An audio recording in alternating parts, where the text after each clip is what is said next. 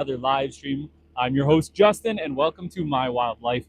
Lily, we are out here on the homestead, and we're going to start things off by giving Lily some healthy meat. Lily is on an all-meat diet. She is our little carnivore doggy. Lily, come here, sit. She is very excited at dinner time. Stay, stay. And so we're going to get this live stream started by giving her some whole meat. Lily, stay, stay, stay, stay. I have a pack. Let me see what I got for Lily girl.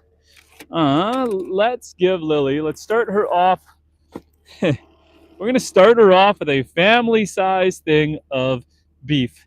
Let me make sure my lighting is decent enough here. I got to turn one setting on the camera. Bam. That should help.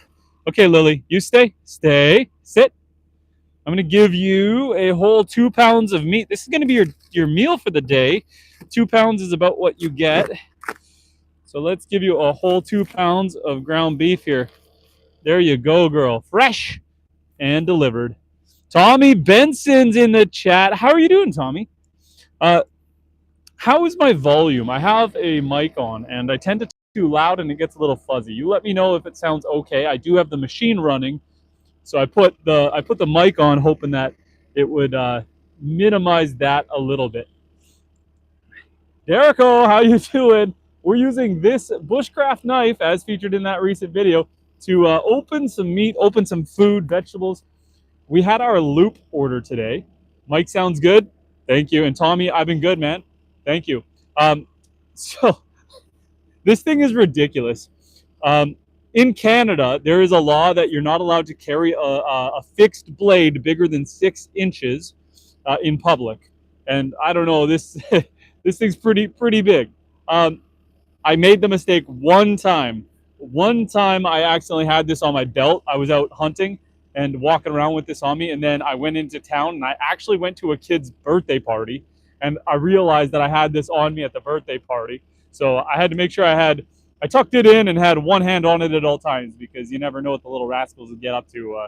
But yeah, this is the knife. We're going to use this for opening up food. I will sheathe it for now. I need to go through this. So every 2 weeks, I go to the closest grocery store to me. It's about an hour away. And I pick up all the expired food they have, and I feed it to the farm animals. It was really, really good when I had pigs, because I didn't feel so bad about giving things like the bread and stuff to the pigs. But I don't give that stuff to the other animals. So unfortunately, I do end up wasting that. Bread really isn't good for any of the animals, even the ducks and chickens. So, but Lily loves the whole meat. I give her all the boneless whole meat. The other animals are going to get all the vegetables, and then things like the rabbits are going to get the raspberries, strawberries, all that good stuff. So we need to just kind of sort. I already sorted it, but we need to go through it a little bit. Here's what we're looking at. Let's make sure I got my light on. So this is all lean ground beef. Unfortunately, these have bones in them. These are boned in turkey legs, and I don't give that to Lily just because I don't want her to choke on any bone fragments. I'll give her beef bones, just not poultry bones. So that's fine. We're going to go over to our freezer. I need to make a little bit of room because I got some garbage in there. But yeah, we're just hanging out. Lily's enjoying her food. I have this freezer outdoors that I pack in all of this meat. I mean, it's so cold up here that it stays frozen, or it freezes and stays frozen. But I've been lazy lately, and I've been throwing the garbage back in the box. So let's take that out, and we're going to fill this full of fresh meat. So let's take all this garbage out of here so that we can repack it full of good fresh meat. We got a ton of bacon in here. And happy chickens, how are you doing? We're just going through some of our order. I went through a little bit of a dilemma with the skid steer here, guys. So I bought this skid steer sight unseen, used at an auction, and the starter was weak on it. So this machine here, it had a weak starter. Again, I didn't know that. I bought it sight unseen, but I was able to make it work until it got too cold. And What happens with a cold, weak starter is the brushes have to start grinding against, grinding on the motor, and everything's, your oil's thicker, everything's working harder, your battery's weaker, and I just could not get it started. I think, some of you guys have seen me struggle with it in the past, until eventually it just would not start at all. I thought maybe it was the battery, so I changed the battery. That didn't fix it, and so I pulled the starter out. And pulling the starter out of this skid steer, that was a nightmare job.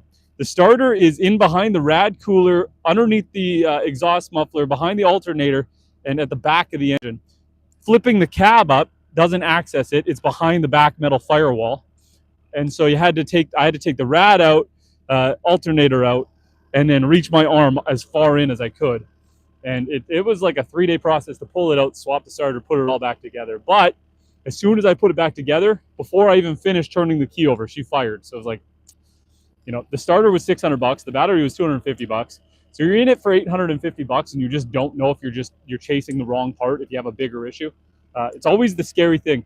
Up here in northern Canada, you can't get, you don't drop your machine off at a mechanic. The closest mechanic, you're gonna have to haul your machine an hour away, and not easy to move a 3,000-pound machine that doesn't want to start. So you got to tow it. So you're probably looking at a $500 tow bill just to get it to the mechanic, 500 back. So you're $1,000 before they even looked at it.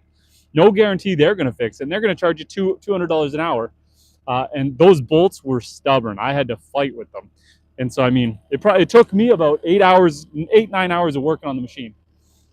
So this would have been an easy $3,000 bill if I would have sent it to a mechanic, plus parts. So I guess $3,800. But we managed to get her done for $800. So cheers for that. And there is a ton of snow out here. We've been just getting hammered with it. You can kind of see around me. I've been plowing this area, so it doesn't look so bad, but we got a lot of snow. In fact, sneak preview for you guys here. My next long form video that I'm going to do in 2 weeks is going to be on building a Quincy hut. So a Quincy hut is basically an igloo, except instead of using ice blocks, what you do is, to build a Quincy hut, you pile the snow in a massive pile, let it sit for a few days, and then it hardens. And then you can carve out the inside. And then that's going to last you all winter. It's called a Quincy hut. It's a lot of fun with the kids, good in a pinch for survival because it does stay warm. And I am in northern Ontario, kind of up towards Hudson's Bay. I live off-grid. These are my solar panels in behind here. And this is my homestead. And Nicole says it hasn't stopped snowing where I am. Scott said, or Derico says, is the lake frozen? It's been snowing lots here. We finally got a bit of a break. Last week, it was miserably cold. We were down to minus 35 degrees Celsius, which is about the same in Fahrenheit. It was minus 35 degrees. It was awful. My pipes froze on a couple days, but it's warmed up now. So now I got no gloves on. We're okay. It's around minus 7 Celsius here right now, and the lake is fully frozen over. In fact, the far end of my property is a river, and I went ice fishing on the river this weekend. I did hit a couple slush pockets, but I managed, when I drilled my hole, I had probably a good 1.5 foot of ice. And Nicole says, I live off-grid as well, homesteader. Yep, us too, very cold. Nicole, what kind of animals do you have? We're about to go see my animals. I do this thing where I pick up expired groceries from our local grocery store. And so I've got a truck box full. So I just got to put the meat in the freezer. And then we're going to go see the donkeys, the cows, the goats, the ducks, the chickens, and the rabbits.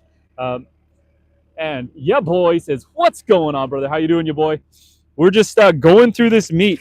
Unfortunately, I got some turkey legs here, which I'm going to have to feed to the wolves. I'll just drop those ones off in the forest for other animals, but I don't want my dog to accidentally choke on it. And Derico says, you have an area there where the kids can sled. It's about 30 feet down to the water, so they just go up and down the hill. It's not massive. It's a good workout. It tires them out, but it's steep. It does the job. And then what I do is I use my skidoo with the tow rope, and I pull them on their skis and snowboards. So we go out on the lake and in the back farm fields, and I just tow them around. And Bulldog says, what's up? How was the bacon? The bacon was delicious, and I missed them. When I do this grocery order pickup that I got here, I get a lot of bread and a lot of stuff that I just can't feed the other animals. I miss the pigs because they'd eat it all. And your boy says, any update on the TV show or whatever it was? You know what? I haven't heard back yet, but I'm going to give you guys, I'm going to spill the beans because I haven't signed a contract, and since I haven't heard back, it's a show called Hard North or Northwood Survival. And it's right up my alley. Basically, the crew would come film out here, and whenever we're doing a big project, the camera crew would show up here and be there for it. So a couple of the projects I had in mind, I want to build a beach bunkie, a log cabin beach bunkie, similar to the log cabin I built for my duck house, but a little more robust, packing it with clay and moss, like make it legit. And then this sea can I'm going to convert into a full barn. But I haven't heard back from them yet, and filming is supposed to start in February, so I'm going to guess that we're not doing it. But it would have been a lot of fun, but they approached me. I didn't approach them, but I did give them a couple of hard lines that maybe they didn't like. I told them my kids had to be out of it. I didn't want my kids on TV, just like I don't let them on YouTube. And I wasn't going to do any silly projects out of season. So a lot of the time they like to stage difficult projects, like up here in Canada. I got to build this bunkie and it's the middle of the winter. I would never do it in the middle of winter. I would do it in the summer when I could build a good foundation. If I build it in the winter on top of the snow, it's just going to settle and twist and be wonky. So I did give them a couple red flags for me, and maybe they didn't like that. I'm also farther along on my homestead journey than a lot of the other people on the show. One person who was on the show, this might be a spoiler. I'm not going to give away a spoiler because they might, if I do end up doing this, they'll get mad at me. So, but yeah, basically opening on the show. And Nicole said, we've got sheep, goats, ducks, turkey, pigs, cattle, chickens, pheasants, and a few Great Pyrenees. Of those, which is your favorite animal, and have you ever thought about donkeys or horses? And I have peacocks for pets. Nice. So let me know if you have ever thought about donkeys. I have 2 donkeys and they're fantastic. I love them. I want to train them for a thing called skiorning or skijorning, where they tow you behind on your skis so you can get them used to pulling, and then you could use that in the spring, summer, fall as a cart. In fact, back here, you'll see I have an old wagon wheel set, and it's on an axle. It's an old metal wagon wheel. I would love to turn that into a pull cart for the donkeys for the spring, summer, fall, and then they can pull the kids around. And then in the winter, I want to get them used to pulling us on skis, because why not? Let's dump a load of this food into the thing. I got to remove the turkey, but this is all ground beef, so this one's all good. Let's dump all of this into the freezer. I would sort it, but it's really not that necessary. And NWO Astro Joe is in the chat. And guys, go check out NWO Astro Joe. It's a really cool channel. They do a lot of space content, and I like it as a really cool juxtaposition to my content. I follow him. I love seeing it. But basically, where I'm doing a lot of stuff out here, out in the forest and on Earth, he's showing you the other side of everything outside of Earth. The different galaxies, the star clusters. I love it because I learn a lot. And it's a cloudy sky, but where I live off grid, there's no lights other than my tractor. And so I get to see all those stars. So when he's pointing out different galaxy clusters, I get to look up in the sky and get a eyeball version of it. Fun fact, guys, I had my eyes tested. So this is going to be really hard to unpack all this because I just love talking. But I consider myself a hardcore prepper. Not in the sense that I have a bunker, not in the sense that I save canned goods. I'm a hardcore prepper because back when COVID was happening, I got a little scared the world was going to end, and I had glasses, and I was really, really nervous, not going to lie, that if the world ended, I'm a hunter, I'm a fisher, I'm a trapper, I like doing all of that, but I know that I need my eyes for that.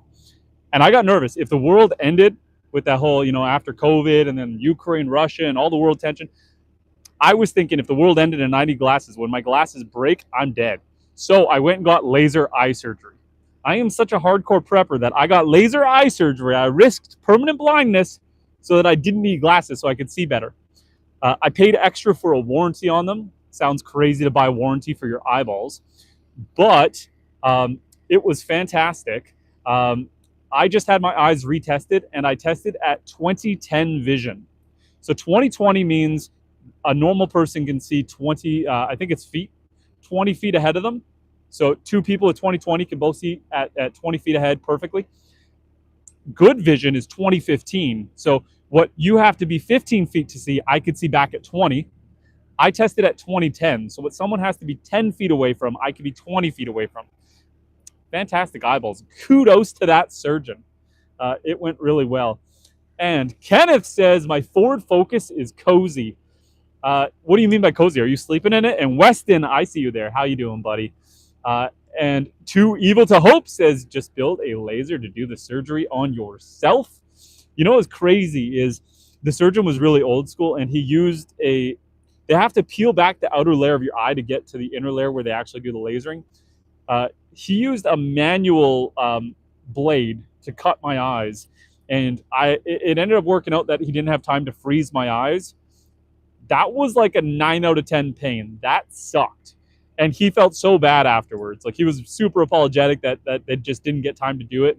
But it was like, we're here, let's just do it. And yeah, that was awful. That was awful. The amount of pressure as that blade was cutting my eyeball.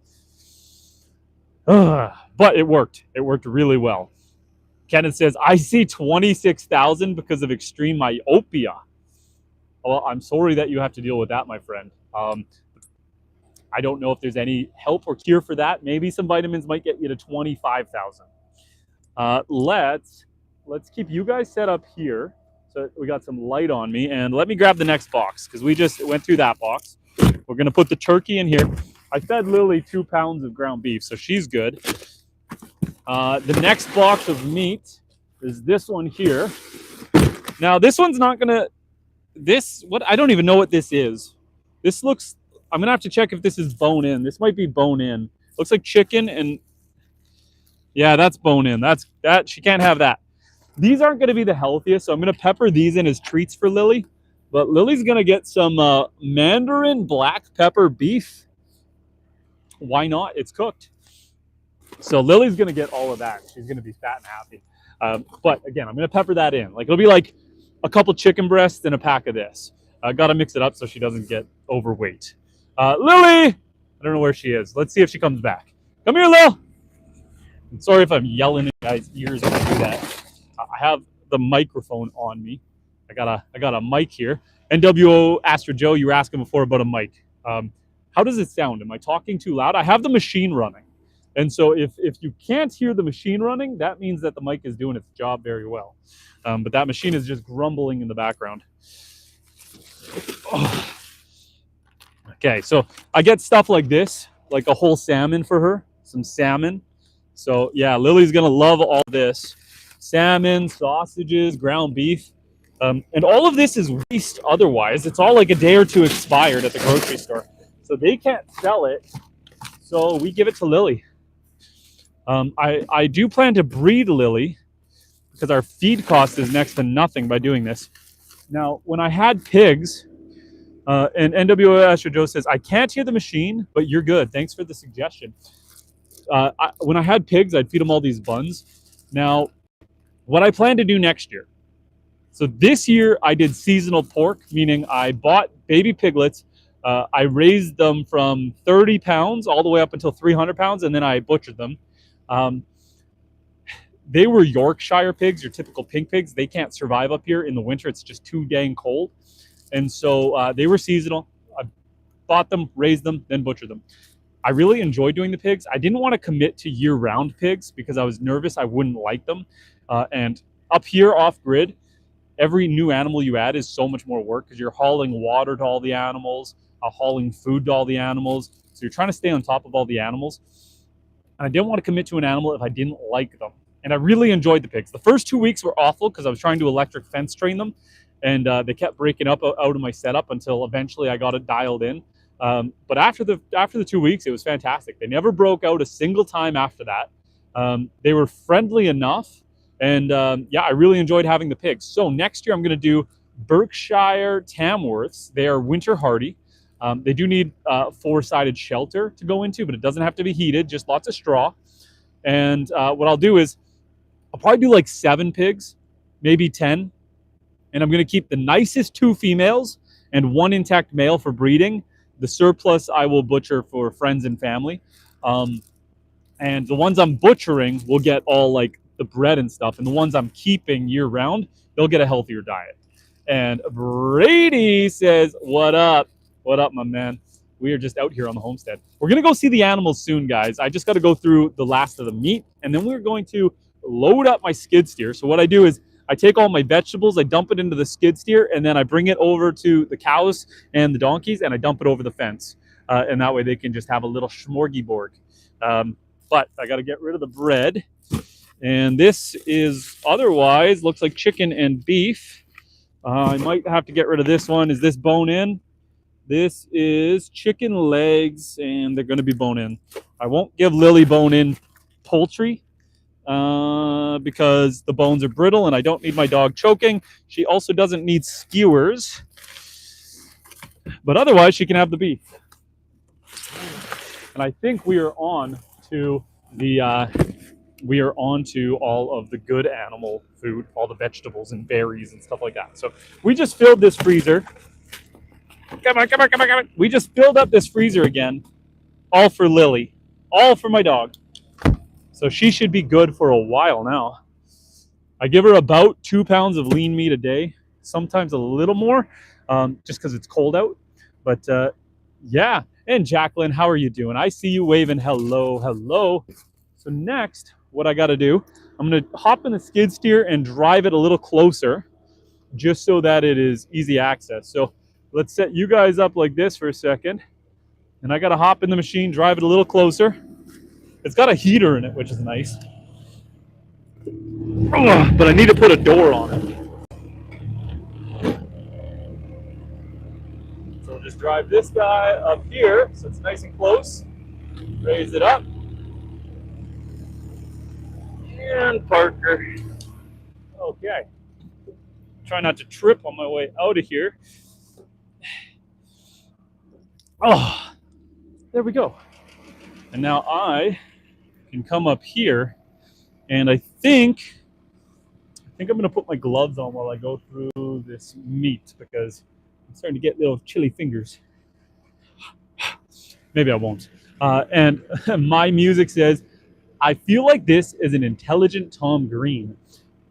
Not to toot my own horn, but I do have a bachelor in civil engineering, and Tom Green was intelligent. Tom Green was a genius, man.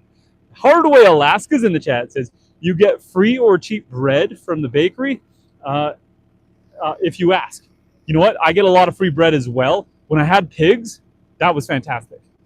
Without the pigs, I don't like giving the bread to any of the other animals. I'll sometimes give a couple pieces of bread to the ducks or chickens, but it doesn't have a lot of nutrients, so it's not that good for them. And NWO says, wow, is that thing electric? Could hardly hear it. That's because of the microphone. The machine's rumbling around fairly noisy. It's a diesel engine. In fact, let me show you guys. So I had to replace the starter in this, and the starter is in the back here, probably noisier now. I had to get to the starter. One second, sorry, it's probably noisy now.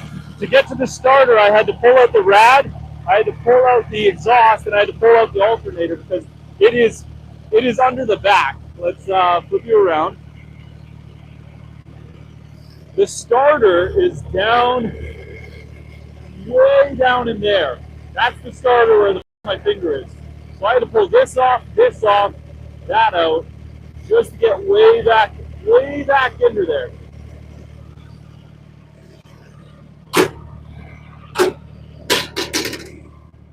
And I figured, while I had the machine fully pulled apart, I did an oil change on it, changed the hydraulic, topped up the coolant, do a full one-over on it while I had it out. Replaced the battery while it was pulled apart.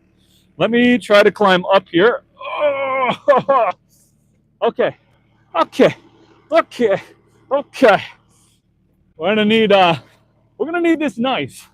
This is my bushcraft knife. It is beautiful. It is overkill, but it's going to get us into all these vegetable containers that I can't get by hand. So we'll set that down there. And I'm going to pull you guys up here so you don't have to look at my midsection. And I can hang out with you guys up here while I open all this lettuce. So I'm going to go through all this lettuce and stuff and dump it into the skid steer. And we're feeding all of that to the cows and the donkeys. So what I do, I take this and I dump all the vegetables in. Then when it's full, I'll drive up to the animals and I will just dump it over the fence.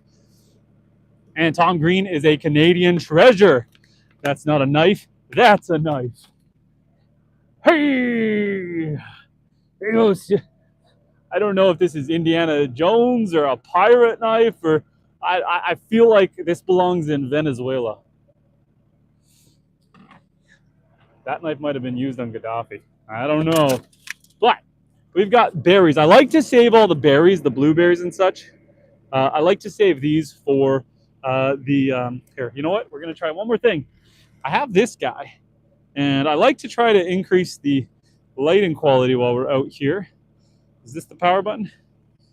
Nope, that's the power button. But bam, let's set that guy down right there. There you go. Anyway, so we got some blueberries. These are going to go to the rabbits and the ducks and stuff. So I'm going to set these aside for afterwards. Let's make this box the rabbit box. Tomatoes can go to the donkeys. And bought a Bowie knife just for the deer antler handle. Nice, nice. I would love to get into making my own knives with deer antlers and stuff down the road. What makes you feel more like a baddie than harvesting an animal and then using everything, including the antlers? Okay, berries for the rabbits, tomatoes for the cows. And so I hope everyone had a good Christmas. I hope everyone is having a good start to the new year. I know I'm feeling pretty good. I hope you guys are too. I received a special gift today from YouTube. It mailed out before Christmas, but just got it because it's hard to get shipping way up here. But this is watermelon. They gave me a blanket, a YouTube branded blanket, so that was kind of cool. I just got that in the mail today, so I'm feeling very official. These are pears. Pears, guys, pears don't have a pit. There's no pit in a pear, right? Am I crazy? There's no pit in a pear? I don't think so. Well, that's why we have the knife. We can play a new game. Is there a pit? And nope. Ta-da! There is no pit in a pear, so all the animals can eat the pears. You got to be careful. When you're feeding your animals, like your cows and stuff, different vegetables and stuff, you need to know what you're feeding them, because something like an avocado, they can choke on and die. So you do need to know what you're feeding your animals. So just something to be aware of. Let's dump all those pears.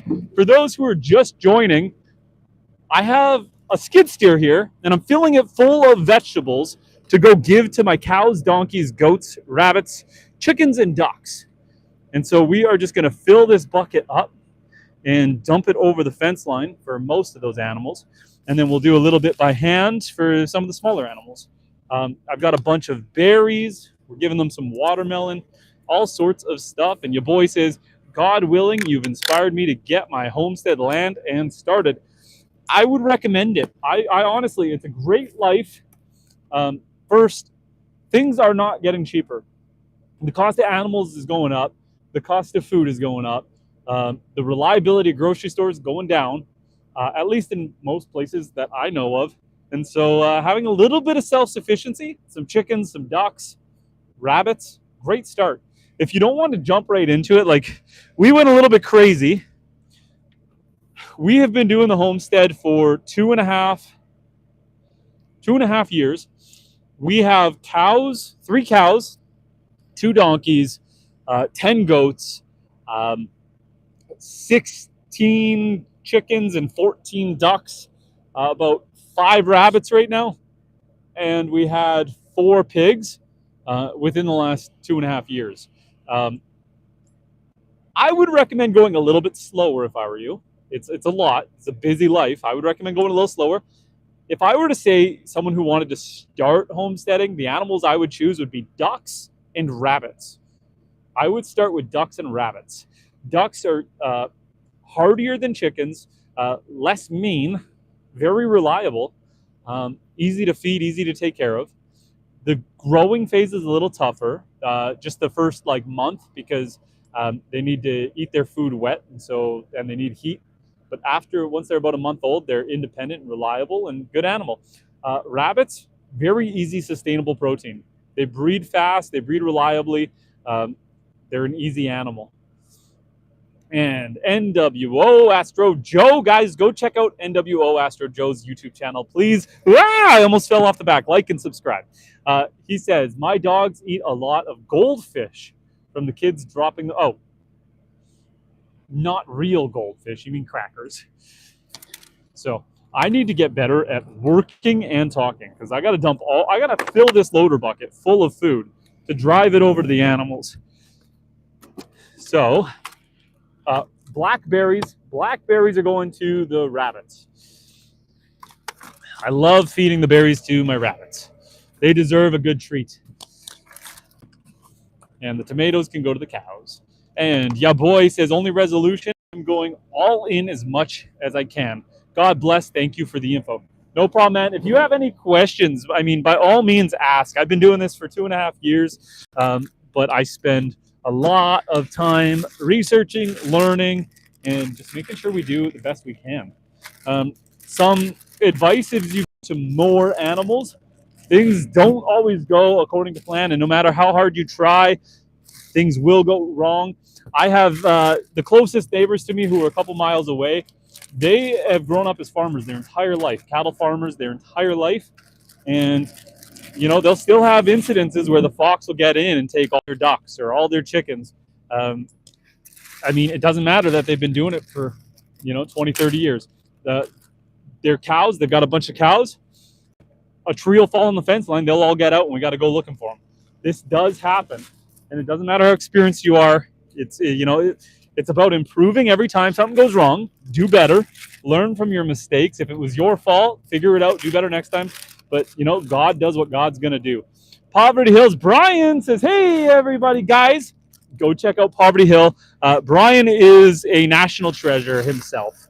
I really, really appreciate Brian's content, his personality, his attitude. He does a lot of similar stuff out here. Maybe not so much with the animals, but a lot of the bushcraft and survival stuff, and I love to see it. I'm trying to get more into it because I'm inspired, and so I really recommend you guys going and checking out Poverty Hill Adventures on YouTube, because I really, truly do believe that his channel is fantastic, and he deserves the love. Your boy Mud says, planning on starting with chickens and goats. I love my goats. I'm going to tell you a funny story about my goats, guys. And with that, No Ego in the chat. I love the hearts. Thank you, No Ego. And Brian, anytime. Here's my funny story about goats. My wife wanted to get goats, and I asked around to people I knew, what do you think about goats? What do you think about goats? What do you think about goats? Every single person told me, don't do it. You're going to be chasing them around because they're going to escape. They're going to be jumping on your truck. They're going to be eating your electrical wiring, your tires. They're going to be peeing everywhere, pooping everywhere. They said, don't do it. They're going to stink. You're not going to like them. Don't do it. So I told my wife, I says, listen, honey, if you want to get goats, we'll do it. But I'll give them a couple months, and if I don't like them, we're going to eat them. We started with 2. We are now up to 10. I have 3 that are pregnant, ready to pop any day now. If that tells you something, it means I like goats. They are one of my favorite animals on the homestead. I think they are my number 1, but I really like the donkeys. I just got 2 donkeys, and I really like them. And if I can get the donkeys pulling me behind on cross-country skis and on a carriage and just work in the land with me, they are going to outpace the goats. But I do like the goats. I do like the goats. What we are working on right now, guys, you're seeing me pop in and out. I have a bunch of vegetables and I am just opening the packs and dumping them into my skid steer so that I can, so a bunch of vegetables, dumping it into my skid steer so that I can give it to all the animals. They're going to go nuts. And Kenneth says, Chloe puked all over my gear shifter, but it came off in one piece, solidified fats. Because it's cold out where you are. I assume it's cold where you are too, so it just froze. That is gnarly. Some of these cucumbers are a little more on their way out, but that's okay. That is a-okay. The animals aren't going to mind, because this time of year, I love giving this expired vegetables to the animals, because they're getting a lot of dried hay this time of year. It's primarily what they have to eat. And so they're not getting as nutrient rich of a diet. So when I can pepper in some fresh greens for them, it just makes sense that it's going to be good for them. Okay, that is one of the baskets down, and I just found another bin full of meat for the dog. So we're going to have to try to fit that in the freezer because it looks fantastic. I see some fish, some chicken. We'll get there. Okay, we got 2 empty bins here, so we've made it through 2. This one's meat. This one is a lot of berries. So let's try to set this up in a way that I don't have to bend over. For those of you who don't know, back in the fall, I had a spinal surgery. I had surgery on my back. And so I do have to try to be a little more careful about how I move. These ones that are sealed get the knife. And I did sharpen it on my whetstone yesterday, so she's nice and sharp, ready to do the job. We'll slide this like this so I can drop the garbage into that bin. Berries are going to the rabbits, so we'll set all the berries aside. Watermelon can go to the cows. And Kenneth says, dog barf solidifies quickly in cold temperatures. Yeah, that's no bueno. That's no bueno. My dog Lily is an outside farm dog, so she doesn't get the opportunity to come puking in my truck too often. Some grapes, berries, strawberries, more berries. This one's got a lot of berries. Raspberries, strawberry. I'll give the goats and cows some strawberries because they do like the strawberries. The sugar is good for them. In this cold temperature, it's good to put a little bit of meat on their bones. Leeks are, they're whatever. They're fine for the goats and cows. Some leeks. Do you guys remember leek spin? Leeks. Not to be confused with meat spin. Leek spin. Something like that. We got all of this green onion. You got to watch. So I collect all these groceries from the grocery store, but they're still packaged. And so a lot of this stuff comes with rubber bands, elastic bands, things that you got to make sure you're going through. You can't just dump it all in because what goes in must come out or kill the animal. And so we do not want our animals dying, so we got to take all these elastic bands off of here. Which, makes this a bit of a chore. This is definitely a couple-hour process to go through it. I mean, by the time I go pick it up, get all these groceries, I already separated out most of the stuff I didn't want to keep before we went live. And then I got to go through it and unband it all. Depending on the order, sometimes this is time consuming. And that's okay, because the animals are worth it. Lots of blueberries for the rabbits. They're going to love that. I'm going to give some of the berries to the cows and goats because I have so many. Grapes. There's one piece of packaging that fell down here. Pick that.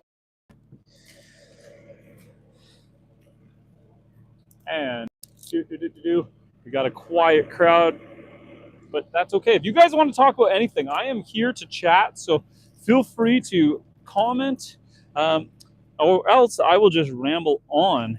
Lately, I have been trying to do a long-form series that I'm calling Forest Thoughts. and it's kind of my hot takes on a lot of bushcraft survival content. So we have done 3 episodes so far, 3 full-length episodes.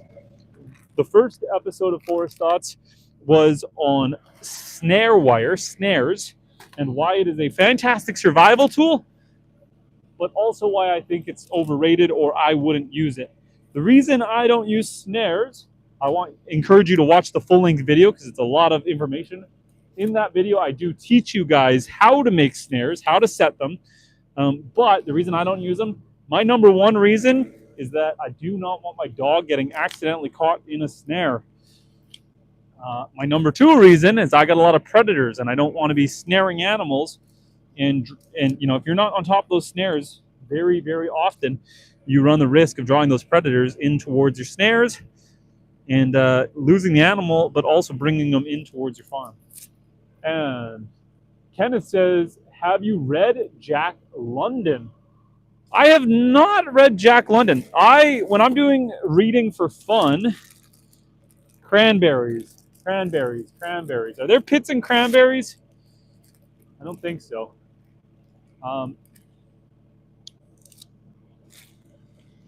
No, some seeds, but that's fine. And Poverty Hills says Forest Thought series is very good. Thank you, Brian. I appreciate the compliment. I do put some time and effort into those, and you know what? I really enjoy making the videos because it encourages me to get out in the woods and you know, practice some of the skills I've spent my whole life and childhood learning. I'm going to give you the sneak preview, Brian. The next Forest Thoughts episode, it'll be in 2 weeks, the full length. I do like a mini series, like a little kind of novelty teaser. But the full length episode for the next one in 2 weeks is going to be on Quincy huts. A Quincy hut is like an igloo. It is a type of survival shelter that is built out of snow, exclusively out of snow. The premise of the Quincy hut is that you pile the snow into as big of a pile as you can and let it sit for a couple days. When you let it sit for a couple days, the snow packs in, and then you carve out the middle. And if you want to really survive in a Quincy hut, you carve a very small section of the Quincy hut, just enough for you to slide in. And then your body heat is actually so you're going to build a snow hut, tunnel out the middle, climb in, and a Quincy hut is going to allow you to, hello Hester, a Quincy hut is going to allow you to stay warm in the winter, because when you climb into the hut, your body heat is going to melt a layer around you of snow, and it's going to form an ice layer, and that's going to insulate it, and then your body heat's going to reflect back to you. You would think that it would just melt, but it doesn't, because the ice is going to bounce that heat back. So it's a very good survival shelter.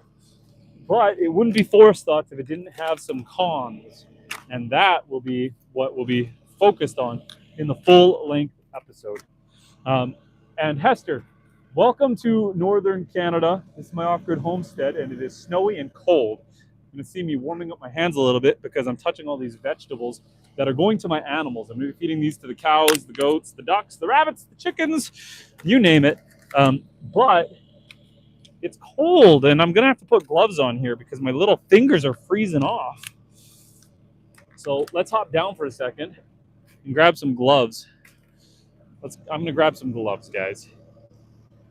I have them just in my truck. So I'm just going to hop down, try not to fall, and grab my gloves. I thought I was a brave Canadian and that I could tolerate the cold, but my fingies are getting cold. It's about -6 Celsius out right now. So it's a warm night. Last week I was ice fishing. Oh, it was bad. I was ice fishing at -35 Celsius on Friday. And I brought my kids with me. And they were troopers. They did really well. My kids managed to last 2 hours ice fishing out at -35. I did have a tent set up, an ice fishing tent. So it was a little warmer. But to book it across the lake, that was the cold part. -35 in a tent is one thing. -35 with the wind on you, oh, my poor kids were little popsicles. I caught a walleye, a fish, and I swear Almost immediately upon pulling it out of the hole and into the fresh air, that thing turned into a block of ice. It just froze alive immediately. It was nasty cold. Okay, we made it through another bin. So let's pick up another bin of food and let's see what we got. We've got a ton of lettuce. This one here is a ton, a metric ton. It keeps getting easier the higher we go. Where did I put my knife? Over here. Okay, we got a ton of lettuce here. And how are those baby goats doing? They have all been rehomed now. So they hit their 12 weeks. I like to keep the baby goats for 12 weeks. At about 10 to 12 weeks is when you can wean them off of the mom. And so there are no more baby goats on the homestead right now. However, I do have 3 more pregnant goats that are due any time now. So when we're done here, we're gonna feed them all these treats, and then we are going to go tuck them away for the night. I put them in a section of my barn that has a heater and a baby monitor, and that way, if they do have their babies at night, A, it's warmer, and B, I'll be able to hear it, so I can go out and assist. Thankfully, they did not have their babies last week when it was minus 30. At minus 30, they literally have minutes to survive without intervention and getting them into the house. It's too cold to be born at that temperature. Now we got some 0-degree weather, or in American, 32 Fahrenheit weather coming up, which is going to be fantastic because the babies will be able to survive that, and I can get them into the house. I got a little more time to play and work. A buffer zone that they're not going to just instantly freeze. So this is good. This is really good news that we got some warm weather here. I'm hoping that they have their babies this coming week while it's warm, like this week while it's warm. As soon as I'm done loading up this bucket, I will show you guys the goats, and you can see the pregnant ones that are about to pop. I honestly thought they were going to have their baby like 3 weeks ago, and it just hasn't happened. So, I mean, shows what I know. And Kenneth says Siberian Huskies burrow into the snow to make little dog igloos. Basically, they're making their own Quincy huts. That's exactly what we're doing. So that will be next week's video. I do a long-form video launching every Sunday. And yeah, that's more of bushcraft survival style videos where I try to teach you guys some skills. And yeah, give you guys my hot take on some of those skills. So we did snare wires for the first one. The next one we did was bow hunting for survival, bow hunting. And we talked about why I believe bow hunting is overrated in most situations. And then the last one we did this past Sunday was on using ferro rods or fire steel. So I gather the materials. I show you how to build a fire. I even show you guys how to make a Swedish log torch. And then we go over kind of the reasons I think that the fire steel is overrated. I can think of a dozen better ways to start a fire in a survival situation, especially a modern survival situation. A couple examples of that. Maybe I'll do a more in-depth video about that. I would like to do one. But a couple examples of better ways to start a fire than fire steel, you know, where you spark it. One is shorting out a battery. Take a piece of metal wire, copper wire ideally, and go positive to negative on a battery.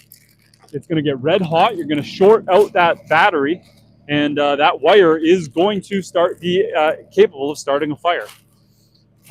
Two, you have like an old skidoo, anything with a pull start, an old chainsaw, you can use the spark plug and start a fire with that. Just put some birch bark in between the spark plug, and you give her enough pulls, you will start a fire. Another one, if you had access to an old truck, you could use the side mirrors, put them out, and you could start a fire using the sun. You can also use a piece of plastic bag and some water, but that one's easier to do in the summer. Lots of ideas. And NWO Astro Joe says, so a kid's snow fort? That is kind of the reason I want to do the Quincy hut for my next video, is because the kids can also just really enjoy it for the rest of winter. And do kids still do that? play in a snow fort? You bet they do. Mine do. Mine do. That is for dang sure. In fact, I'm going to use the kids as my labor for that video because I'm going to have them help me carve out the inside of the Quincy hut. They will be doing a lot of the digging and shoveling for me. I'll get them to help me pile snow on. I also had what I think is a brilliant video idea. I want to do a video where it is YouTuber versus reality. And when I go to make this Quincy hut, I want to have like a 5-second supercut of me shovel the snow on, the pile get bigger, shovel the snow on, the pile get bigger, shovel the snow on, the pile get even bigger, and that'll be the YouTuber.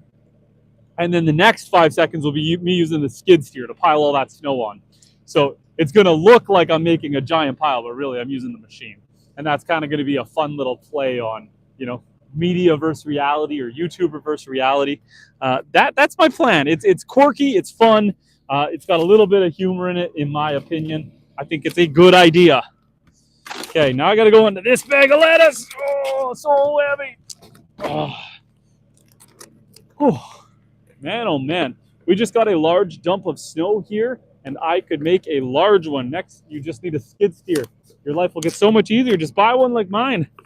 I bought my machine at auction, and so far it's been a pretty good purchase. I did have to put $800 into it. New battery and new starter, which kind of sucked, and lost 3 days time trying to pull the old starter out and rebuild it, but got it running perfectly. And you know, did a full service on it while I had it ripped apart.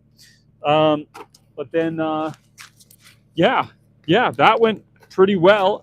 It didn't come with a front door, and that's going to cost me about $2,500. I want to put a front door on it. It doesn't have one. I park it in my garage, which keeps the snow mostly out of it.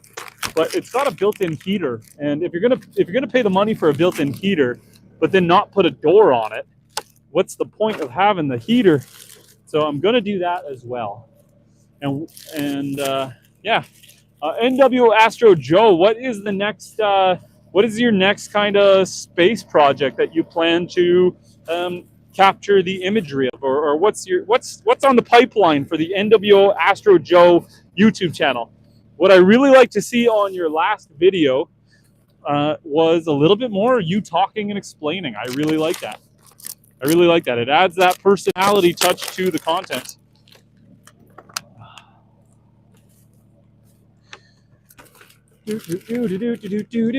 For those of you just tuning in, I'm dumping a bunch of vegetables into my skid steer bucket to go feed my goats, cows, and various other animals, donkeys. And so they're about to have a smorgasbord. I've got a couple more things to go through, but I got things like apples. You know, we'll throw that in. I got a thing of opened juice for gut health. That's garbage. I don't need to feed that to the animals. I got a bunch of juice. When I had pigs, I would feed the pigs all of this. As far as the goats and cows are concerned, I'm not going to bother.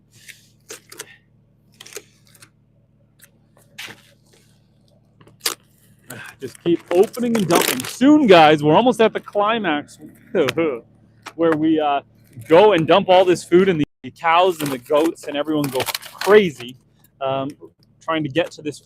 So we're going to have a feeding frenzy here in about 5 minutes. I'm going to give it. We're about 5 minutes away from the feeding frenzy. Just got to open the last few packages and then drive it all over. 6 minutes if my hands stop working. Come on, there we go. Trying to get these little Poltazer gloves on is a nightmare. We've almost got a full load in the bucket. I have had times where I've had 2 or 3 loader buckets full of vegetables, an insane amount.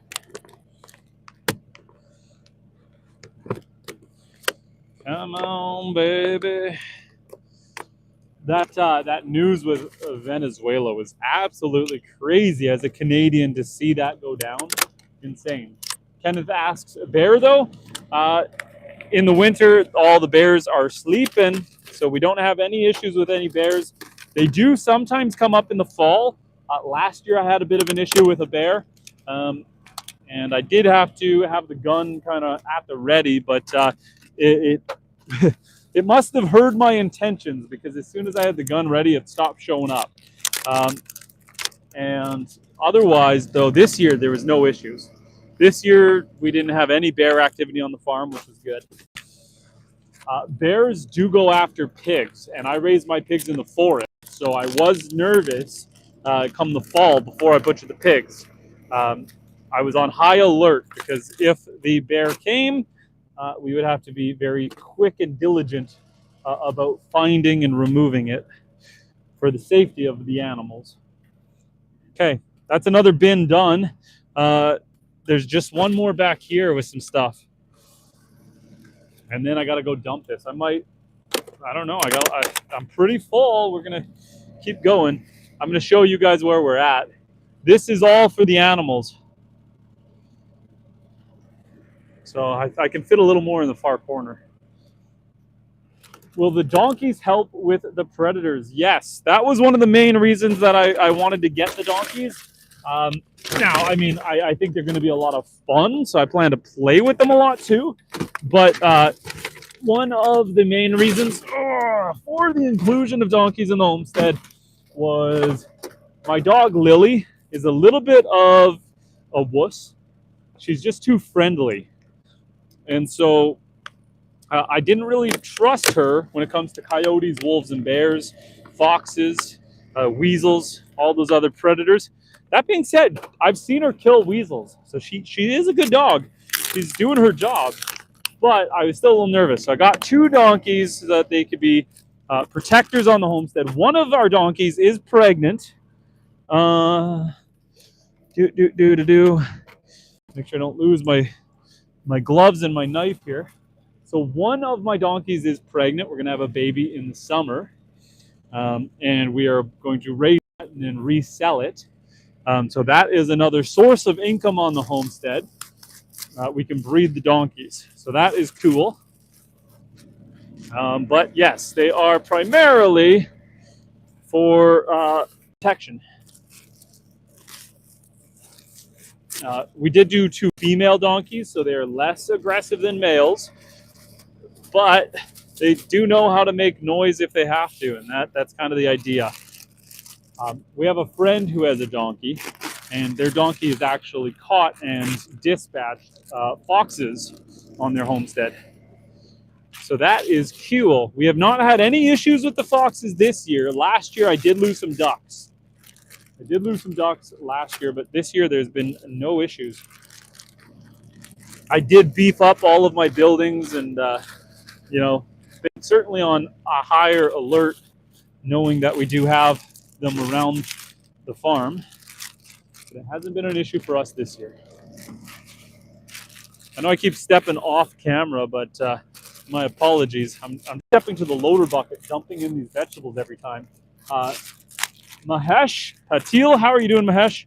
We are just about to give a bunch of vegetables to all of our farm animals. I've got a loader bucket here that I am filling. So I'm filling this loader bucket full of food for the animals. So they're about to get a feast and a half, a smorgasbord. Of course, we're using our lovely knife for this.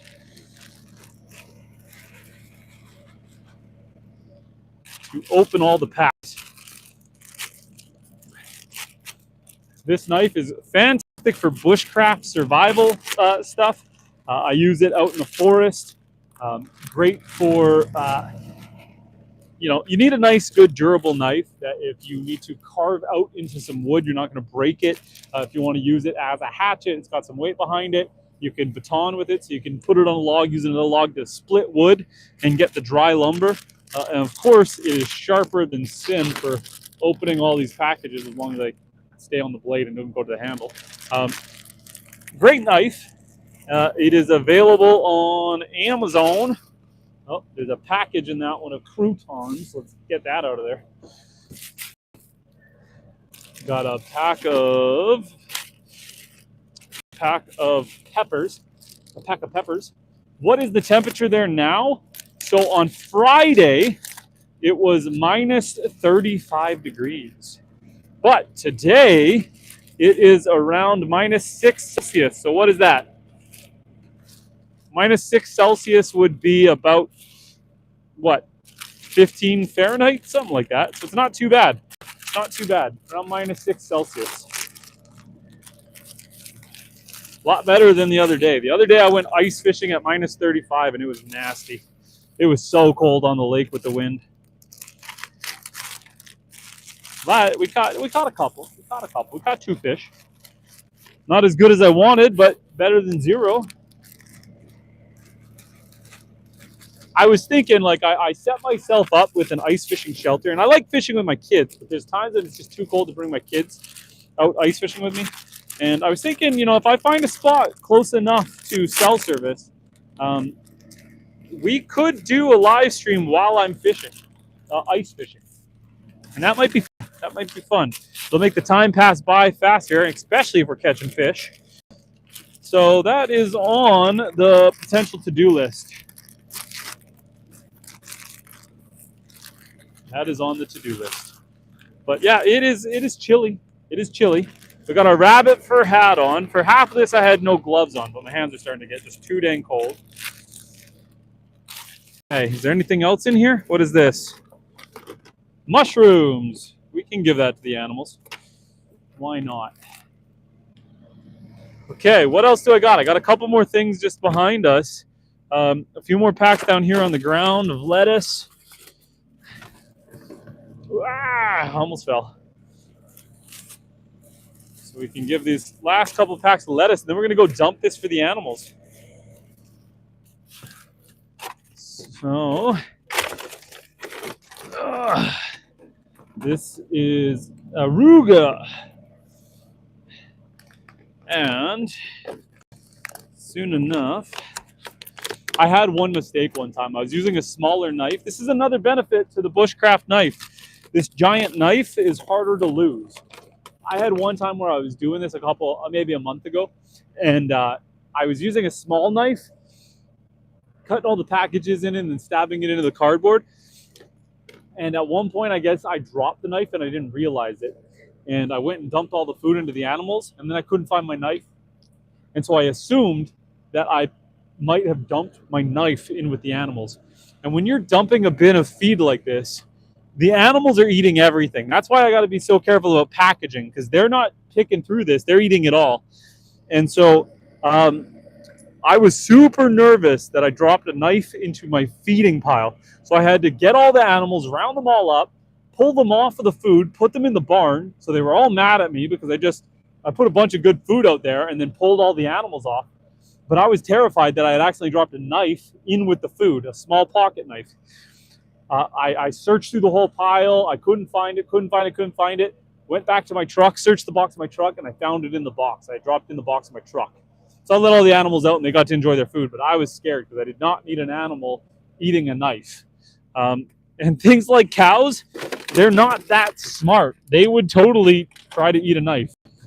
So the nice thing about using the big knife, you can't really misplace it.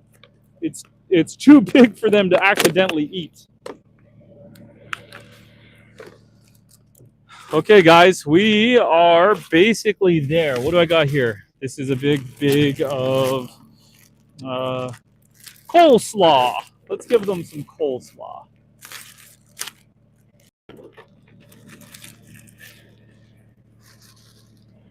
Top that off with some coleslaw. And I think as far as I'm concerned, that's pretty well going to do it. One more bag of coleslaw.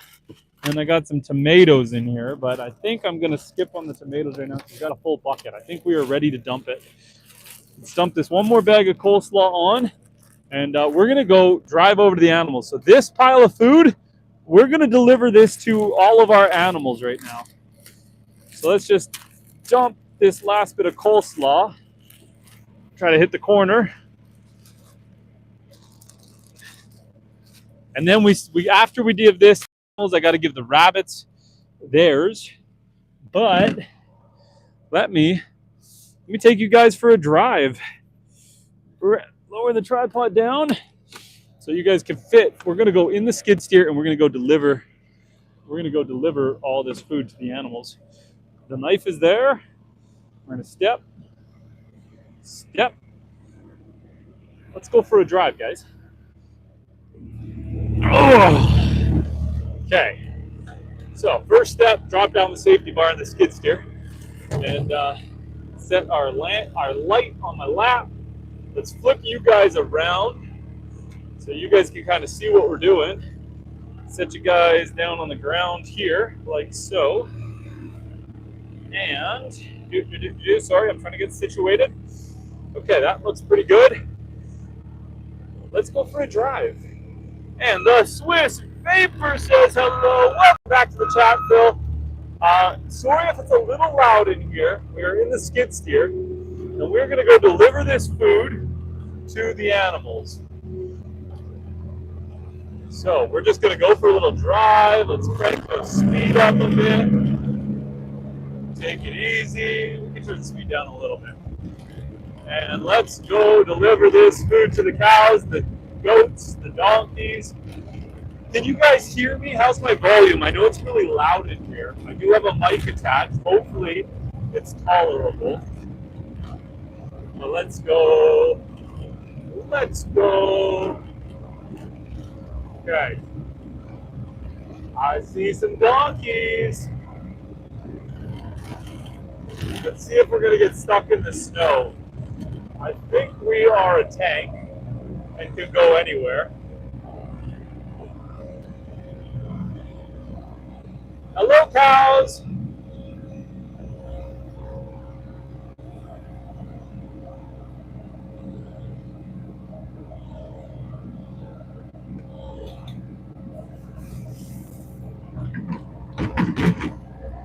We have our first visitor.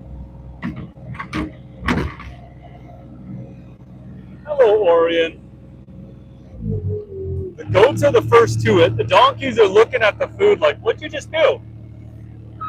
Come on over, guys. Come on over, Jenny. Come on. Good girl. Come get a treat. Gabby! Gotta summon everybody over so that they can see all the fresh vegetables. There's Gabby. Here she comes in from the left. Gabby's going in for some fresh vegetables. Well, there we go, guys. We got them some treats. Gabby, why is your side all matted up? One of the cows been licking you?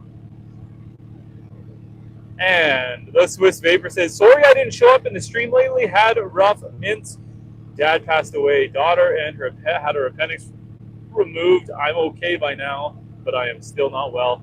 Phil, I am sorry to hear that. I know that it is always difficult when you lose a loved one. You do have my thoughts, prayers, and sympathies.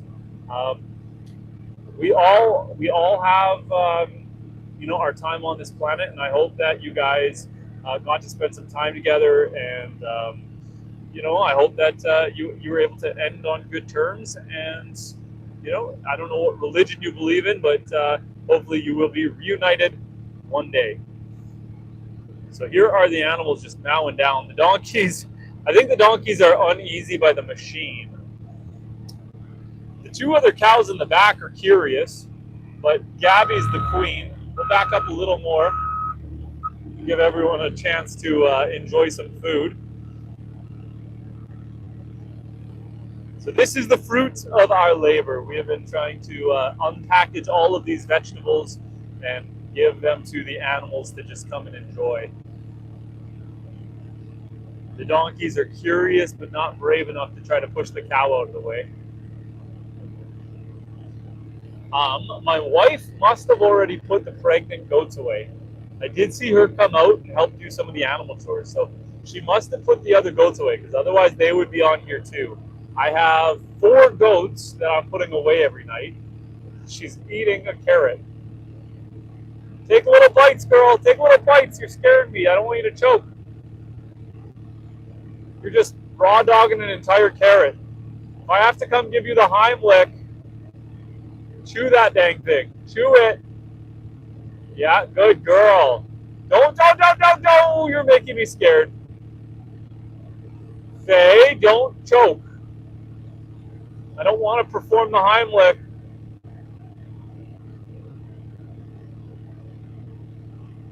You're making me nervous, girl. And Kenneth says, God dang huggable critters. They are adorable. The donkey's over there staring at me like, why do you got the lights on? Everyone else is mowing down. The donkeys are probably going to come pick up the scraps later. They're a little more nervous. They're also desert animals, and so they don't need as much food. Here comes another cow. And NWS Joe says they don't even fight over the food because they live together all the time. It's a very homogenous relationship. They spend every day living together, and so they know the pecking order. They know who's kind of the queen, who's in charge. So Gabby gets right in the middle, and everyone just eats around her. I'm not worried about anyone getting stepped on. There's a goat underneath the cows, one right under there. They're just doing their thing. They're mindful. They're cautious. Yeah, they don't fight. They don't fight. It's not like a group of dogs. The domesticated farm animals are far more gentle. I mean, the cow might push a little bit just to get her head in there, but everyone's just going to go and pick at what they like. The donkeys are a little more cautious. They're going to take their time. The donkeys aren't going to push in. Yeah, everyone's just going to do their thing.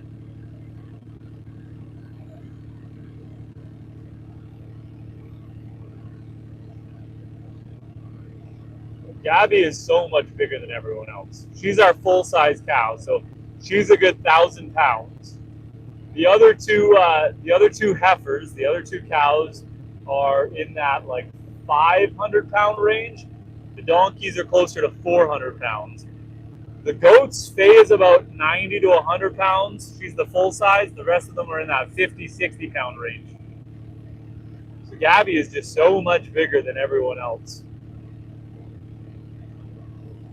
And this one is Georgia. She is our pregnant donkey.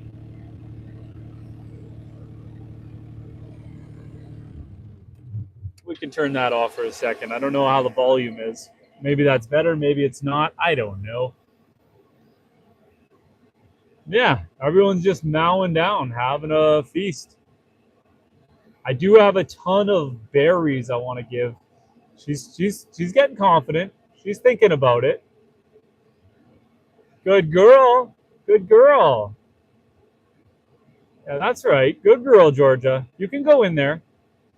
You can go in there. It's good to be cautious of a goat's horns. But they're nice. They're not going to hurt you. You got big chompers. The Swiss Vapor says it is 4:30 a.m. and 14 degrees Fahrenheit. We got to be close in temperature. It's -6 Celsius right now. So I think we're around the same temperature, my friend. It is 9:30 p.m. here. The donkeys are so cautious. People will say donkeys are stubborn because it's hard to get them to do what you want them to do. It's not that they're stubborn. They're just very cautious. They're just very cautious. The donkeys are going to take their time. The Swiss Vapor says -6 Celsius. That's what it is here, man. We must be neighbors. Hi, Gabby. Gabby, are you pushing the donkey away? You bugger. Don't be mean to my donkey.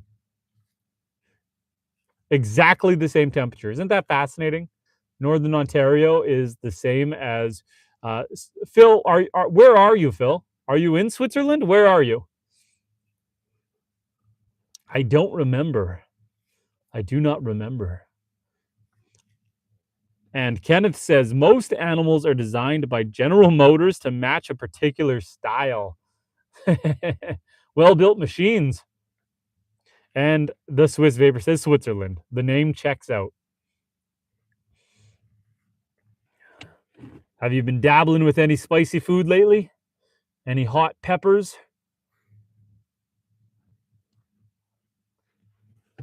Poor Georgia, you go for it, girl. Push her out of the way. You can do it. Go get some food. It's okay. It's okay, Jenny. Come on over. Come on over. Yeah, good girl. Good girl. I really enjoy the donkeys. And Kenneth says, I miss the 2002 model Emu. I know a farmer who has some ostriches. Gabby, be nice. Be nice. You're scaring the so they're not fighting, but Gabby is saying, this is mine, get away. And it's not the worst. I don't need to get in there and like intervene because the donkeys really don't need the treats. Donkeys are desert animals. They are used to not having a lot of food, not having a lot of water. And so they actually can get diabetes very easily. Um, and so it's actually not the worst that Gabby's saying, hey, you're on a diet. Cut it out. The donkey, she wants the apple. She sees the apple. But Gabby's saying, not today. Sorry, donkeys. You're going to have to come back when she's done. But it's not the worst. Like I said, it's not the worst because they don't need the treats. And the Swiss Vapor says, indeed, with the spicy food, nice agi mango. I have never heard of the agi mango until your video. My favorite pepper so far. Flavor-wise, low on heat for me. I have this one hot sauce. So I use this brand of hot sauce called Heartbeat Hot Sauce. It's based out of a place called Thunder Bay, Ontario. And it is really good stuff. They've got like blueberry hot sauce, pineapple hot sauce, your classic jalapeno, lion's mane, ghost pipe, ghost pepper, lots of really good hot sauce. But the newest one I got is Creole maple. And I'm used to the jalapeno where I would just pour a quarter of a bottle into my pasta and go for it. This stuff here melts my face off. It is so hot. Like I get the sweats when I accidentally put too much on. It really is one of those hot sauces. The flavor is fantastic. Creole maple.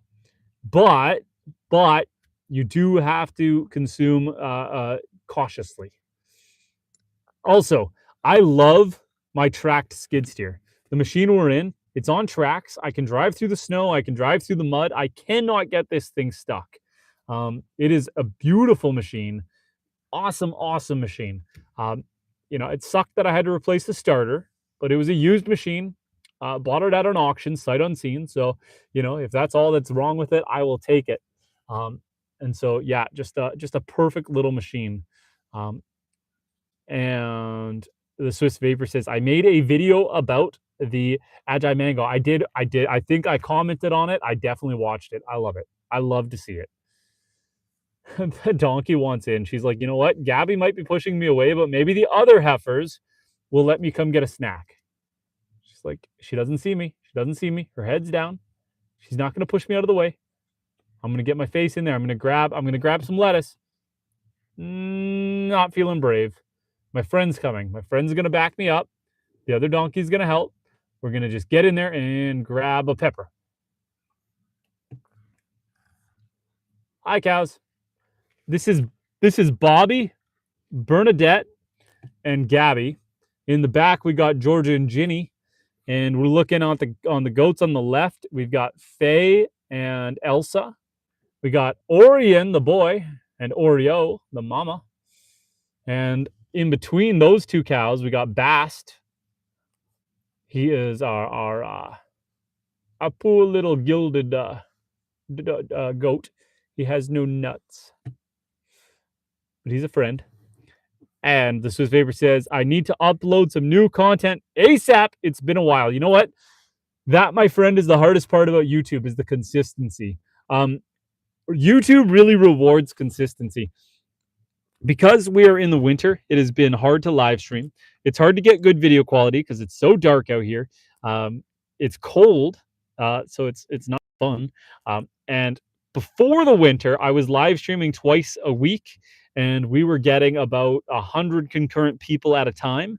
10,000 views a time. It was nice, but we haven't been able to live stream much because it's so dang cold. I've been focusing a little more on short form and long form content, stuff that I can film and then go warm up.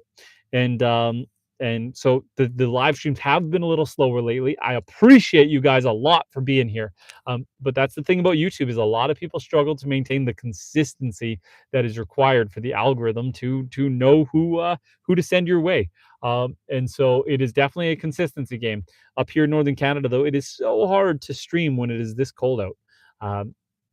Warm enough today. I mean, minus 6 degrees Celsius, 14 Fahrenheit is what we consider warm. But yeah, when it's minus 35, the phone just doesn't work. It's just too dang cold. So we're still live streaming. We're still gonna stick with it, and we plan to go hard in the spring, summer, fall again. My 2026 YouTube goal is 10,000 subscribers. We are just shy of 2,700. I can easily see us getting to 10,000 by December 31st, 2026. That is the goal. So make sure to like the video and help us get to that 10,000 subscriber goal. I really believe we can get there. It's going to take some effort, some consistency, some time, but I believe in the process. I really do. I had a really cool moment today. It was like a YouTube goal. YouTube sent me a blanket, a YouTube branded blanket, and I have a YouTube hat coming in the mail, which is awesome. Those are kind of perks that I didn't know YouTube did. They send you swag. So you hit certain milestones, you achieve certain goals, you follow certain challenges, and they reward you with gifts. And I think that is really cool. I knew about the AdSense and the monetary side of YouTube. I did not know about the gifts. So that is a lot of fun. I'm super stoked about my YouTube blanket. What am I looking at? I'm looking at Orion's foot. It's just fluffy. I think it's just fluffy. His foot looks really big, but I think it's just fluffy. He's got that thick winter coat on him. And last night we had minus 12. On Friday, Phil, we had minus 30, 35, and it was awful. I went out ice fishing with my boys, and the poor guys, I turned my kids into popsicles. Minus 35 is just so cold. And Hester says, how long have you been on YouTube? Technically, I've had my 3-year anniversary on this channel. However, I didn't really start posting until 2 years ago, and I didn't get consistent until last May. Last May, so a year ago, last May, May 2025 is when I really doubled down and saw a ton of growth. The first year of doing YouTube, we gained 375 subscribers, maybe 400 subscribers. Last year we gained like 2,300 subscribers. Last year we got monetized in October, yeah, we've been pretty consistent. I'm trying to build out a little bit of everything. I enjoy doing the live streams because I get to have one-on-one interactions with you guys, and so the live streams are a lot of fun. There's no editing involved. It's just good, honest conversations. We just get to do some work around the homestead and hang out and chat. So I enjoy the live streams. Short form content I use when I've got like informative or fun. I use it more for entertainment, the shorts. And then the long forms I use more as, guided tutorials. Lately, I've been doing a series on bushcraft stuff. So I showed people how to make snares for trapping. Talked about bow hunting in one of them, showed how to use a ferro rod or a fire steel to start fires. And so we're just doing a bunch of that kind of bushcraft stuff. And of course, the live streams I do a lot with the homestead, hanging out with the animals. It's just so much harder in the winter because it's so cold. Kenneth says Laura Ingalls Wilder is another sick read. What is Wilder about? What is Laura Ingalls Wilder? What kind of genre is that? I'm going to fire the machine up again, and I'm going to move over. NWO Astro Joe says, my New Year's resolution is to be more consistent. If the skies are clear, even for a short time, I want to image the night sky or our sun. NWO Astro Joe, I need you to come, we got to pick a day or a week when there's clear skies up this way. And I got to get you out here, maybe in a summer. it's nice in the winter because we get a lot of northern lights, but like because there's no light pollution up here, I see the stars every night. It is beautiful. Whenever there's no clouds, we have stars and it is magnificent. Um, but yeah, guys, go check out NW Astro Joe. Please like, comment, and subscribe on his channel to help him grow his channel. And Kenneth says, Little House on the Prairie novels. I am more into the fantasy novels. My favorite book series is called The King Killer Chronicles by Patrick Rothfuss. It's a fantastic read. It's very fast paced, tons of action, a very lovable main character who is flawed, but just so charismatic. Very well written. Patrick Rothfuss takes a few of the tropes from other well-known authors, a little bit from Lord of the Rings, a little bit from Jordan, The Wheel of Time, but he just speeds everything up, cuts out the fluff. Very good read. My problem with it is he's releasing a trilogy, and he released the first two books, and they were fantastic. And it's been about 15 years waiting for book 3. He's had writer's block. He's having a hard time just completing the story. He feels the pressure. It drives me crazy, but it's still my #1 favorite series. I did The Wheel of Time as well. I read that whole series, watched the Amazon show before it got canceled. It's very good, but very slow. That one probably took me 10 years to finish just because it's so slow that you put the book down, you come back to it later, you pick it back up. You know, it's a challenging read because it's really written with the screenplay in mind. And so the author will spend 5 pages talking about the room and the drapes and the curtains and the style of it, and you never come back to that room again. And so all of that really meant nothing. And MK Knife Making says, hi, how you doing, Knife Making? And NWO Astro Joe says, I would love to come up that way one day and show off the stars with you. I am going to fire up the machine here, and we're going to go move a little bit of snow. Let's do that. Okay, girls, don't get scared. I'm going to start the machine. I love that I replaced that starter. So beautiful. Starts perfectly. Okay, let's get my light into my lap.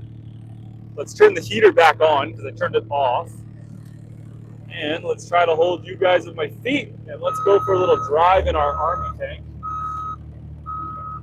This thing is an absolute beast. It just handles the snow beautifully. We can crank up the, oh boy.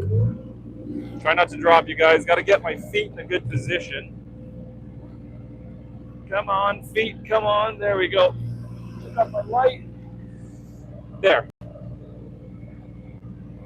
And LOL, authors do get overly descriptive. Yeah, I like the ones that cut out the fluff. I mean, this machine is just so fantastic, guys. I can go through the thickest stuff, and I have no problem.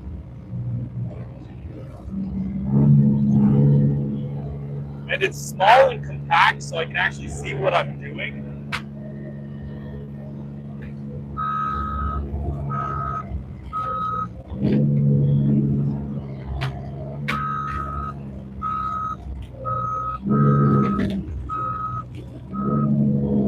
Push the snow that way and then turn around. I'm gonna get you guys dizzy here. One of the reasons I bought this machine specifically is because it is a compact skid steer. And so when I'm shoveling out my gates and doing all this work out here, I don't have to worry about banging into things. I've got really good visibility. It's got a ton of power.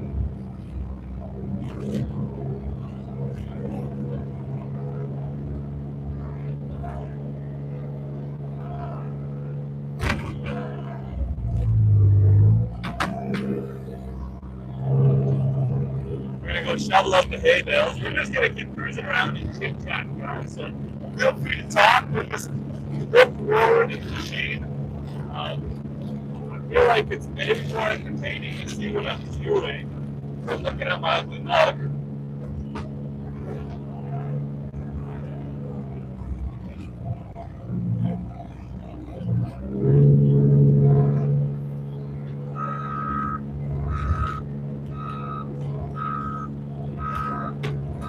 like I said, the machine's a beast. Absolute beast.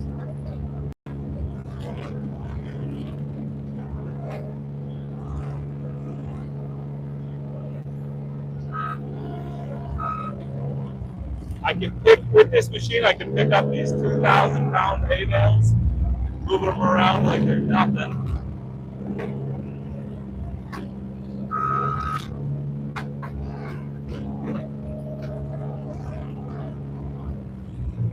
Got a little bit of surplus hay in there. A little bit of hay that's still got value in it. I had to, when my skid steer was broken, I had to undo some of these hay bales by hand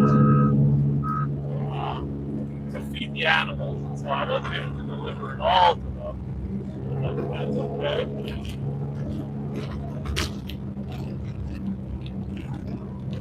Just gonna push some of this snow away.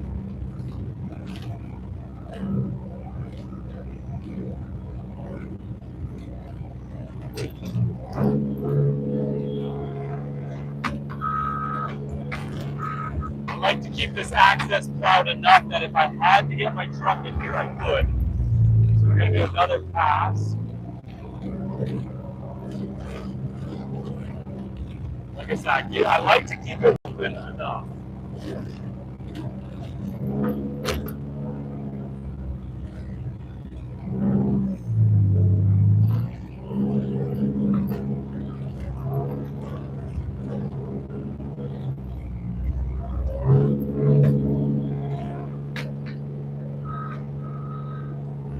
And I'm back in the cozy warm bed trying to get some rest. Need to get up in 2 hours. I hate insomnia. Phil, I am sorry that you were struggling with that, my friend. But what better way to send it than staring at a skid steer driving around?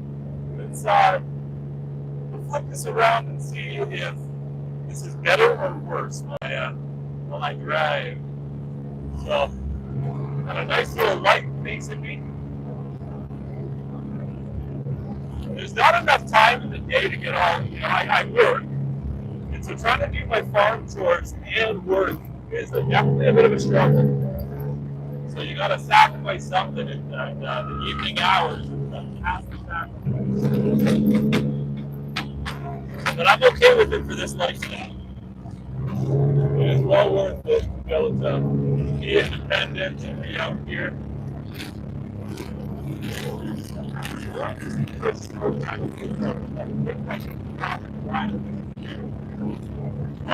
That extra light is dying.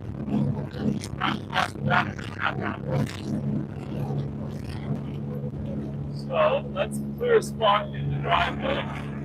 This machine also has a float setting, which is great for plowing and grading the yard. It doesn't carve into the driveway because it knows it floats. We're gonna squeeze past my skidoo. Because the machine is powerful, I might as well just keep going.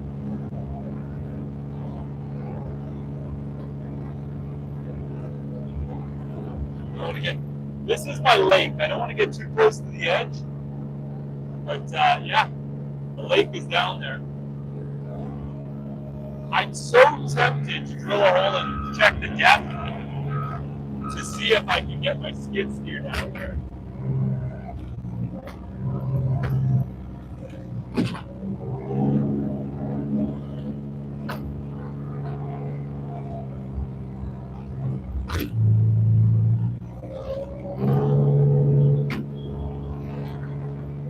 And so his favorite says, nice to see you. Take care, y'all. Have a good night. Take care, my friend.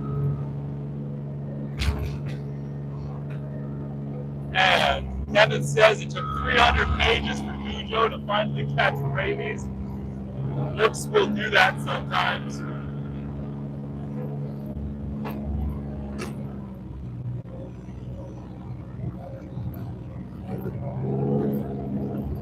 Getting close to the car and never running it over.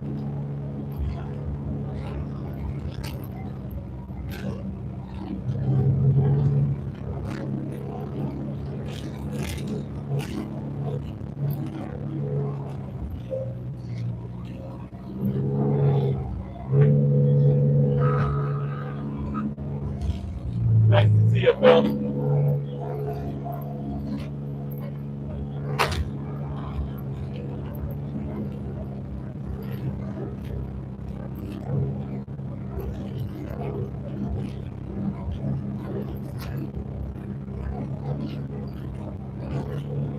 Got a little bit of a jump here I was building for the skidoo.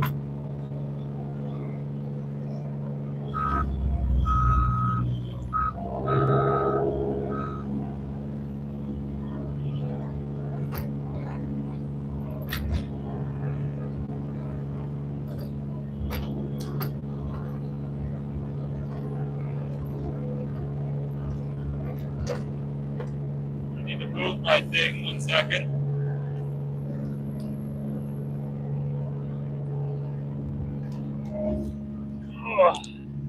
Trying to climb out of here. I got to move my table saw. I do not want to run that over. A little bit frozen to the ground.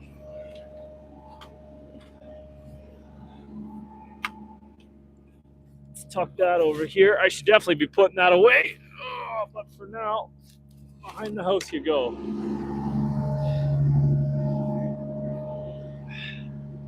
Okay, let's get back in here.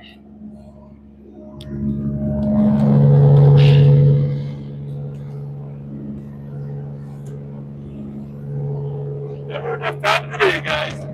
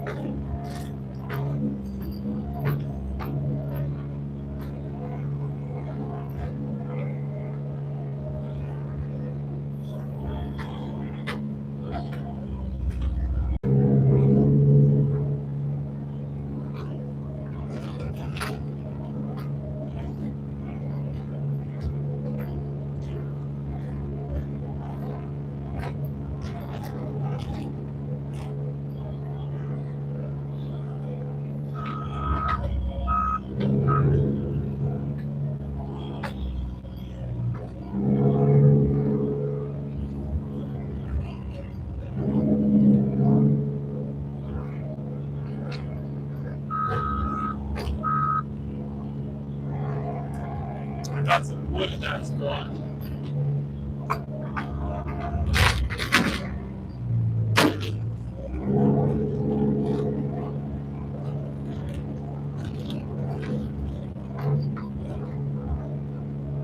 Activate this.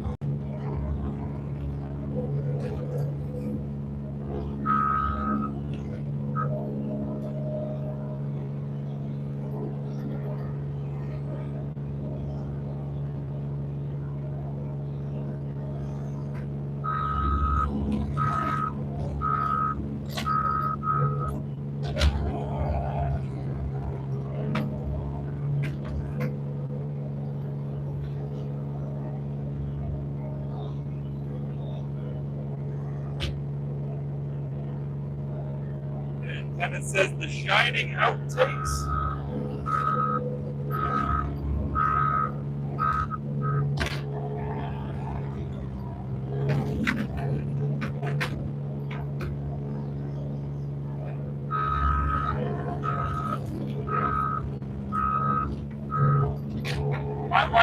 so much easier when I got the skids in here, as long as it was running good. So I'm so glad that I fixed it and I got it running good. This is so much easier. I do have a plow on my quad, but it's so hard on the quad with all this snow. You blow belts, and I'm blowing driveline belts, broke my fuel pump. It works to make you deaf when you're trying to move this much snow.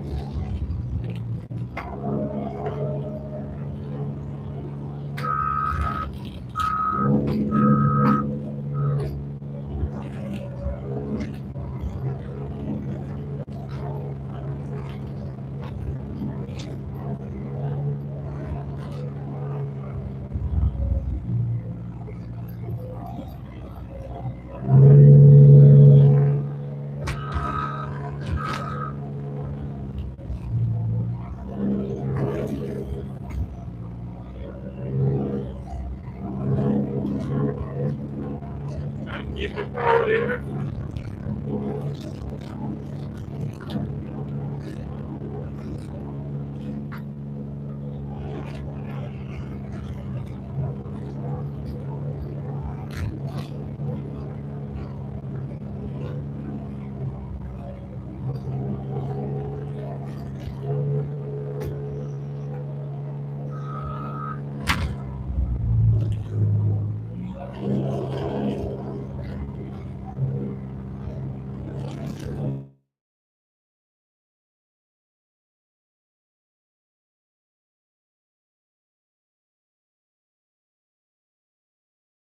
Sorry.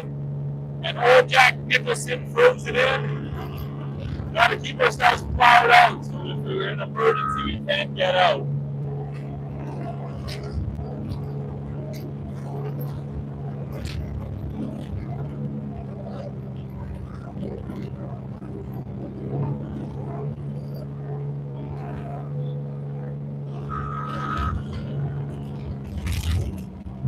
This skid steer is a fantastic little machine.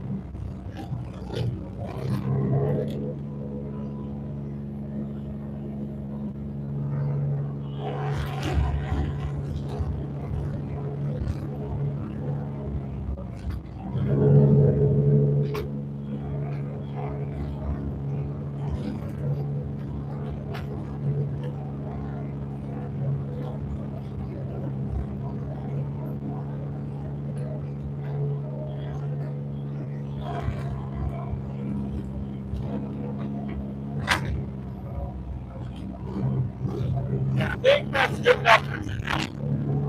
It's late, it's dark, it's cold. I'll clean this up for tomorrow or the next day. I'm gonna turn it slower. I gotta go slower for backing up.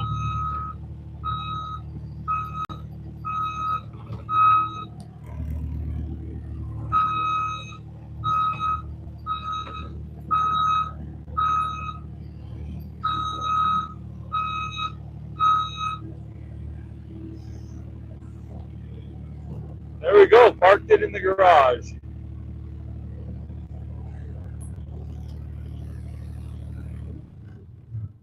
Beautiful. Pitch black, but beautiful. There we go.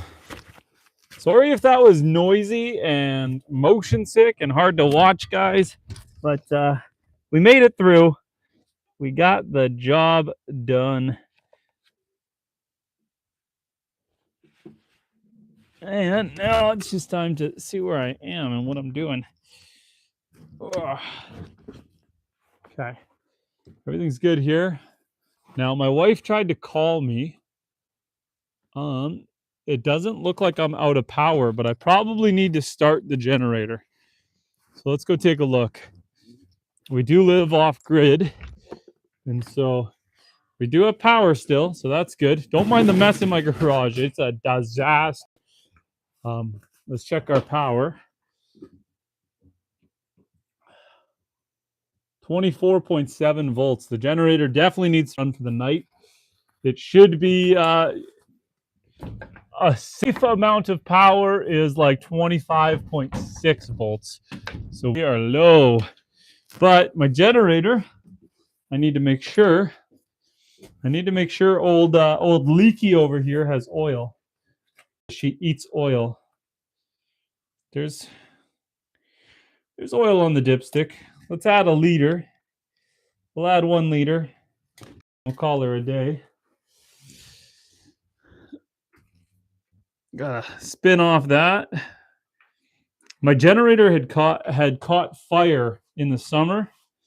Don't mind the oil mess all over the ground, but she had caught fire. We'll throw in a liter of this stuff. So the generator caught fire in the summer, and what happened was one of my fuel lines actually split and was spraying diesel all over the place, and it caused it to have a surface fire, and it melted some of the wiring and some of the gaskets in the head. And so now she eats a little bit of oil. So I always check it to stay on top of it so that I don't burn it out. I don't want to have to replace it if I don't have to. And so I go through a lot of oil just topping up the thing, especially here in the winter. Cap back on. Okay. Now, she's a bugger to start. It's a 2-hand process. She's super stubborn. So first, I didn't charge the battery, so I'm not even going to try without jumping it. So I'm going to jump the battery with my booster. I got to get the charger over here, but the charger was on the quad. So we'll put that onto 12-volt mode. And then what I need to do is I need to set it to on. And then I need to come in here, and I've got some stubborn relays on the electrical over there. So I need to manually override the relays by kind of, I might have to, well, we'll see.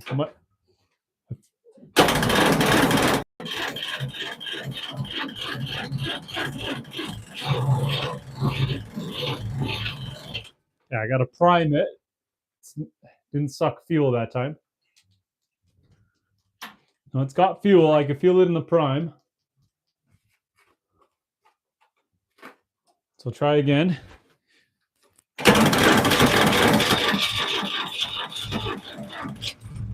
It almost started. I'll give it one more cycle. I don't want to burn out the starter, so I need to try a couple times here.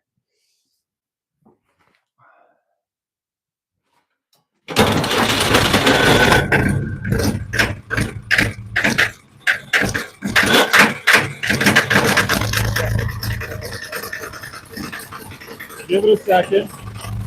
It's running now.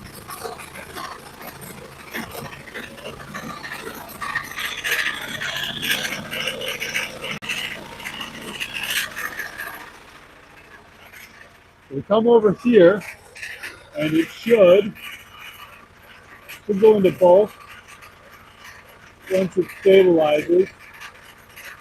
It's only at 20, not putting out any power right now. We'll give it a second and hope she starts shooting out some voltage here. That is not good.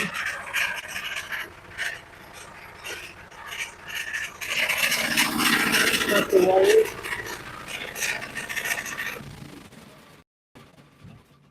Check all my wiring connections. It wasn't putting out the voltage that it needs to. It should be putting out 120 volts. Let me see, my screw's not set here. But that's not what we want to see. So we were only putting out 20 volts. So let's recycle this to on. We'll give it another chance to fire and go. And we might have to play with the voltage on the voltage regulator.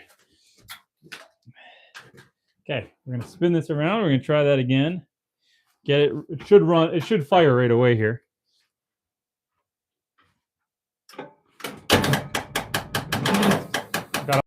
I gotta put the jumper back on it. That battery's dead. That battery's dead. So let's throw this jumper back on. I gotta charge the battery. the alternator on this generator doesn't work. And I should replace it because an alternator is only like a $200 part. So I should replace it. Okay, we'll give that another chance.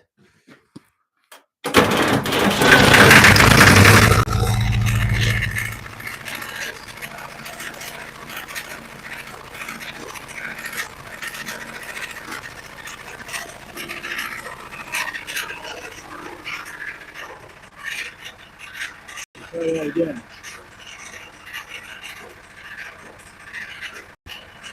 There we go. That's what we want to see, 120 volts. And it should stabilize and go into bulk.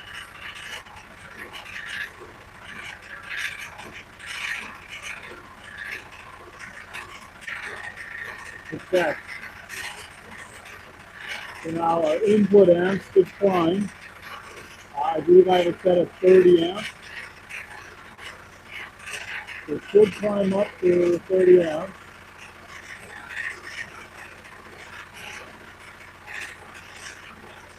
Unless I still have it throttled at 15. No.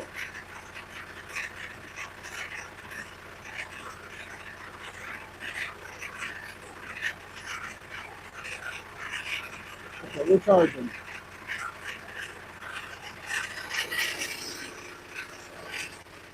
Okay, we're good. We're good. We are good. We got the skid steer in there, the toys. Let's come out of here. Generator fired. We got power. And that is that, guys. Mission accomplished. Make sure I got that. Yep. Okay, guys. You know what? It's pitch black. We've done what we needed to do. I'll need to do a better job plowing tomorrow or the next day. But we cleaned it up enough. So I am going to wrap this live stream up. I appreciate you guys joining me.